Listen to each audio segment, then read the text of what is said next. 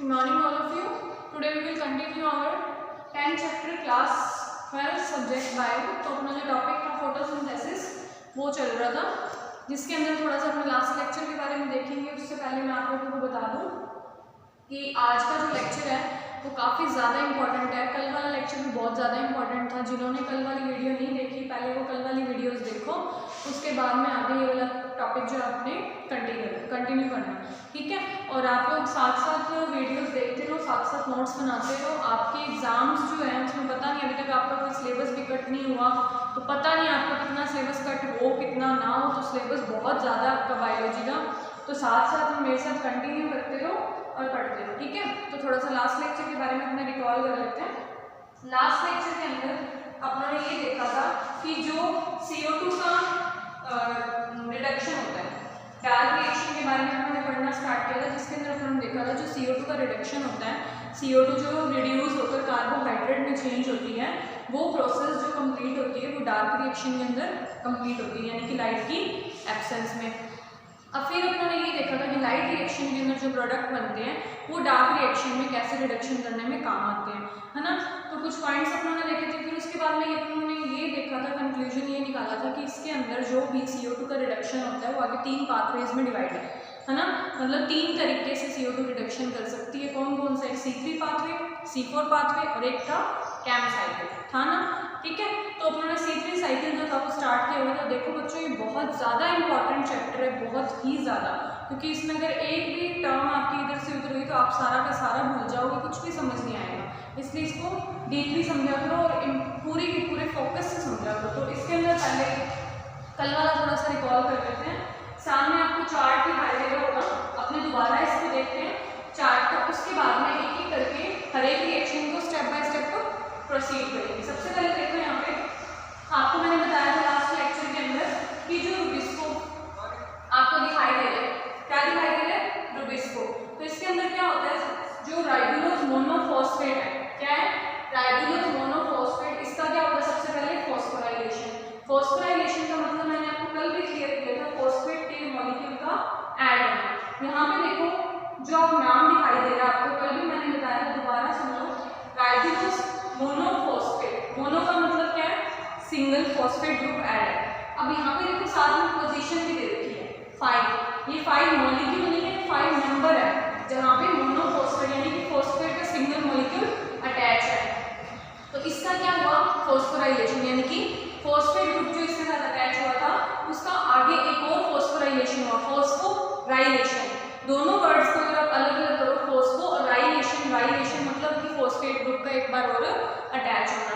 तो यहाँ पे क्या हुआ? फॉस्फोराइलेशन हुआ, राइबोलोज 1,5 बाइफॉस्फेट में ये कन्वर्ट हो गया। अब इसके अंदर 6 ATP के मॉलिक्यूल किसमें चेंज हुए थे? ATP के मॉलिक्यूल्स में।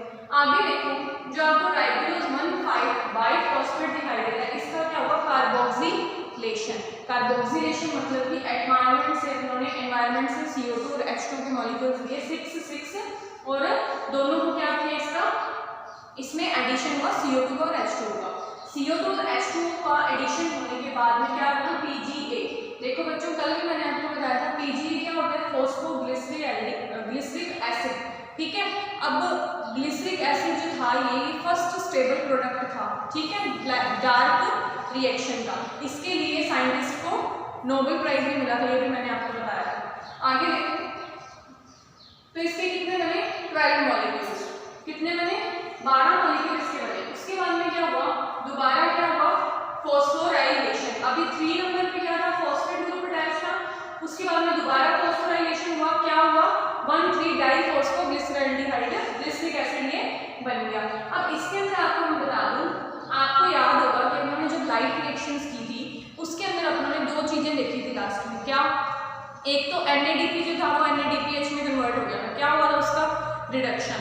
अब NADPH जो था वो एक स्ट्रॉन्ग रिड्यूसिंग एजेंट है, जो कहाँ पे, जहाँ पे भी वो प्रेजेंट होगा वो खुद रिड्यूस होकर अगले का रिडक्शन करवा देगा। मतलब कि खुद में से H2 के मॉलिक्यूल्स यानी खुद का ऑक्सीडेशन करवा लिया उसने, H2 के मॉलिक्यूल्स निकाल दिए और अगले के साथ में रिएक्शन प्रोसीड कर दी, ठीक है। एक और बात थी सबसे इंपॉर्टेंट कि वहां पे उन्होंने देखा था कि ATP के मॉलिक्यूल सिंथेसाइज हुए थे। क्या हुए थे? ATP के मॉलिक्यूल्स सिंथेसाइज हुए थे। तो ये ATP के जो मॉलिक्यूल्स फॉस्फोराइलेशन में एटीपी जो होती है वो एडीपी की फॉर्म में, एडिनोसिन डाइफॉस्फेट की फॉर्म में यहाँ पे यूज होती है। तो ये 12 मॉलिक्यूल जो एटीपी के थे ये 12 मॉलिक्यूल ऑफ एडीपी में कन्वर्ट हो गए, ठीक है। अब इसके बाद में देखो आगे क्या हुआ, फॉस्फोराइलेशन हो गया ना यहाँ पे, तो फॉस्फोराइलेशन के बाद में 3 पोजीशन पे फॉस्फेट ग्रुप था, इसके बाद में एक फर्स्ट पोजीशन यानी 1 नंबर पे और आगे फॉस्फेट ग्रुप अटैच हो गया। उसके बाद में देखो ये 12 मॉलिक्यूल्स जो थे इनका क्या हुआ, रिडक्शन। क्या हो गया, रिडक्शन। किसने किया, 12 मॉलिक्यूल ऑफ NADPH ने। अभी मैंने आपको बताया कि बहुत ज्यादा स्ट्रॉन्ग रिड्यूसिंग एजेंट है, तो इसने क्या किया, इनका रिडक्शन करवाया और ये मॉलिक्यूल्स किसमें कन्वर्ट हो गए, 12 NADP+ में। समझ आ गया। इन्होंने क्या कर दिया, 1,3-डाइफॉस्फोग्लिसरिक एसिड का रिडक्शन करवा के किसमें कन्वर्ट कर दिया, 3-फॉस्फोग्लिसरॉल्डिहाइड। अब ग्लिसरिक एसिड, एसिड के अंदर क्या होता है, CH मान लो OH प्रेजेंट होता है, ठीक है। इसमें से क्या हुआ, ऑक्सीजन रिमूव हो गया, एक ऑक्सीजन रिमूव हो गया, सिर्फ CHO बच गया।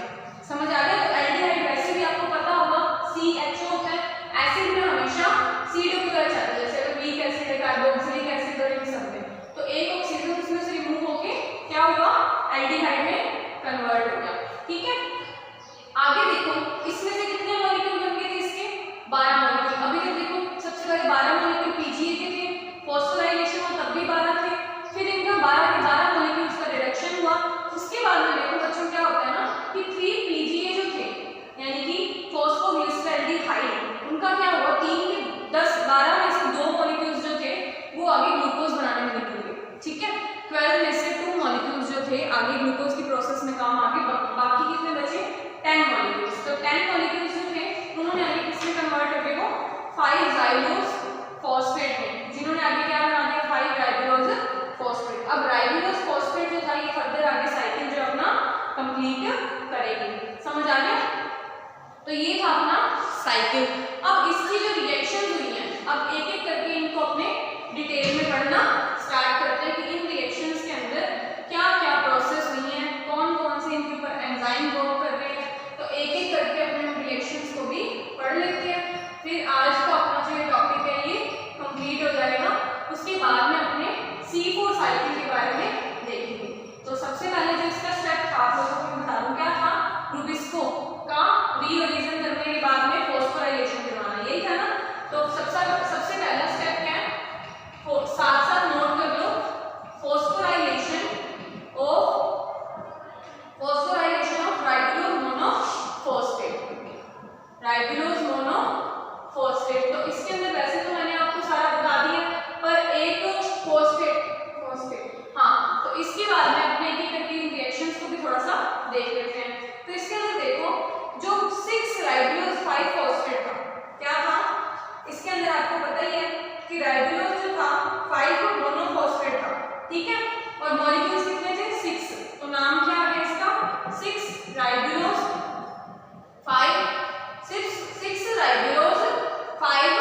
5-फॉस्फेट। तो ये रिएक्शन जो प्रोसीड हुई, तो आगे ये फर्दर किसमें कंप्लीट हुआ, आपको मैंने अभी भी बताया कि ये जो था फॉस्फोराइलेशन होने की वजह से 6-राइबुलोज फॉस्फेट जो था वो 1,5-बाइफॉस्फेट में चेंज हो गया। किसमें चेंज हो गया, बाइफॉस्फेट में चेंज हो गया। हुआ क्या इसका, फॉस्फोराइलेशन, ठीक है। तो फॉस्फोराइलेशन होने की वजह से ये जो था एंजाइम कौन सा यूज हुआ इसके ऊपर, फॉस्फोराइलेशन के अंदर एंजाइम कौन सा यूज हुआ है, फॉस्फोपेंटोकाइनेज। कौन सा, फॉस्फोपेंटोकाइनेज। तो ये चीज आपको ध्यान रखनी है कि कौन सा एंजाइम इसके ऊपर साथ साथ वर्क कर रहा है। तो फॉस्फोपेंटोकाइनेज जो था उसने किसमें कन्वर्ट कर दिया इसको, फॉस्फोराइलेशन करा के एक और फॉस्फेट का ग्रुप जो था इसके ऊपर ऐड करवा दिया। अब इसके अंदर मैंने आपको एक चीज और बताई थी कि 6 ADP के मॉलिक्यूल्स किसमें कन्वर्ट होते हैं, 6 ADP में।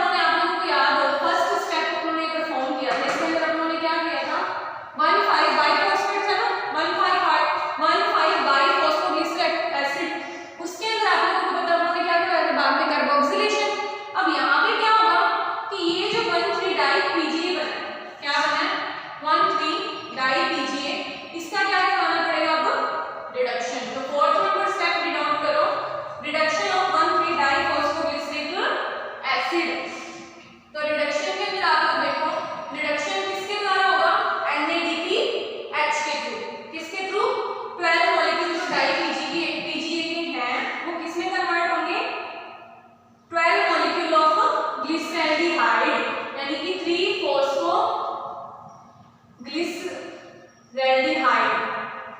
आप लोगों को पता है, मैंने अभी बताया कि एसिड से ये अगर एल्डिहाइड में कन्वर्ट होंगे तो इनका क्या हो गया, रिडक्शन, यानी कि ऑक्सीजन का मॉलिक्यूल इसमें से रिमूव हो गया। और थर्ड पोजीशन पे क्या जुड़ा हुआ है, थर्ड पोजीशन पे फॉस्फेट ग्रुप इसमें अटैच है, फर्स्ट वाला यहाँ से हट चुका है। तो 3PGA जो यहाँ पे था फॉस्फोग्लिसरैल्डिहाइड, साथ में उसने क्या किया, 12 मॉलिक्यूल्स इसी के और साथ में इसमें 12 मॉलिक्यूल ऑफ H3PO4 के बन गए। समझ आ गया? तो ये चीजें साथ साथ याद रखनी है कि साथ में अपना को प्रोडक्ट क्या बन रहा है। अब इसके अंदर देखो एंजाइम कौन सा यूज हुआ है, ट्रायोज फॉस्फेट डिहाइड्रोजिनेज। क्या यूज हुआ है, ट्रायोज फॉस्फेट डिहाइड्रोजिनेज। ठीक है, समझ आ गया? तो ये एंजाइम्स आपको साथ साथ याद होने चाहिए जो इनके ऊपर एज अ कैटलिस्ट वर्क कर रहे हैं। अब देखो रिडक्शन के अंदर सबसे इंपॉर्टेंट बात NADPH कहाँ है, वो तो हम लोगों ने लगाया ही नहीं। हाँ जी, तो NADPH जो था सबसे मेन काम जो कर रहा है रिडक्शन का, वो यहाँ पे इसके साथ में ऐड होगा, यानी कि NADPH जो था वो रिड्यूस होकर किसमें कन्वर्ट हो जाएगा, खुद NADP प्लस में, यानी कि उसने क्या करवा दिया, फॉस्फोग्लिसरिक एसिड को ग्लिसरैल्डिहाइड में कन्वर्ट, और खुद क्या होगा, ऑक्सीडाइज, यानी कि खुद ने अपने में से हाइड्रोजन के मॉलिक्यूल्स को रिमूव कर दिया। ठीक है, अब इसमें से क्या था ना कि ये कितने बने, 12 मॉलिक्यूल ऑफ फॉस्फोग्लिसरैल्डिहाइड, जिसमें से आगे जो थे 2 मॉलिक्यूल्स क्या बनाने में चले गए, ग्लूकोज। पीछे कितने रह गए, 10 मॉलिक्यूल्स ऑफ फॉस्फोग्लिसरैल्डिहाइड। समझ आ गया? अब इसके जो 10 मॉलिक्यूल्स हैं ये फर्दर क्या काम करेंगे अपने देखते हैं, ये फर्दर आगे अपनी रिएक्शन को प्रोसीड करवाने में हेल्प करेंगे। तो इसके अंदर देखो, तो इसके अंदर आगे देखो, अब ये जो 2 मॉलिक्यूल ऑफ ग्लूकोज हैं, ये जो 2 मॉलिक्यूल हैं वो जो ग्लूकोज का एक मॉलिक्यूल बनाएंगे। अब अपने उसकी रिएक्शन देखते हैं। अब यहाँ पे जो 10 मॉलिक्यूल्स हैं किसके हैं, 3 फॉस्फोग्लिसरैल्डिहाइड, इनको एक बार यहीं पे छोड़ दो। ठीक है, अपने अब यहाँ पे जो ग्लूकोज की प्रोसेस है, अब ये जो 10 मॉलिक्यूल्स है ना ये लास्ट स्टेज पे अपने आ चुके हैं 3PG कैल्विन साइकिल की। अब ये जो 10 मॉलिक्यूल्स बचे हैं ये आगे क्या करेंगे, फर्दर जहां से रिएक्शन स्टार्ट होती है, यानी कि रुबिस्को मोनोफॉस्फेट के अंदर इसको कन्वर्ट कर देंगे। किसमें कन्वर्ट कर देंगे, कैल्विन साइकिल के अंदर, जहां पे 6 मॉलिक्यूल्स थे स्टार्टिंग के अंदर, किसके, राइबोलोज बाइफॉस्फेट के, जिसने क्या किया था, 6 मॉलिक्यूल CO2 के एक्सेप्ट किए थे और 6 मॉलिक्यूल वाटर के एक्सेप्ट करके 12 मॉलिक्यूल बना दिए थे PGA के, है ना। तो अब देखो बच्चों, जब अपनों को साइकिल कंप्लीट करना होता है ना, तो जहाँ से अपनों ने स्टार्टिंग की थी वहीं पे आकर उसको एंड होना पड़ता है। यानी कि यहाँ पे जो 10 मॉलिक्यूल 3PGA के बने हैं ना, उनको अलग अलग केमिकल रिएक्शन से दोबारा 6 मॉलिक्यूल्स में कन्वर्ट करना पड़ेगा। किसके, राइबोलोज मोनोफॉस्फेट, यानी कि 10 मॉलिक्यूल्स जो यहाँ पे 3PGA के बचे हैं, यानी फॉस्फोग्लिसरैल्डिहाइड के, ये 6 मॉलिक्यूल ऑफ किसके बना देंगे, 6 मॉलिक्यूल ऑफ राइबोलोज मोनोफॉस्फेट। तो ये जो रिएक्शन है ना, 6 मॉलिक्यूल्स ऑफ राइबोलोज मोनोफॉस्फेट, इसको आप एक बार साइड में छोड़ दो। ठीक है, ये रिएक्शन जो है आज के लेक्चर में कंप्लीट नहीं हो पाएंगी, आप लोगों को बहुत ज्यादा लोड हो जाएगा।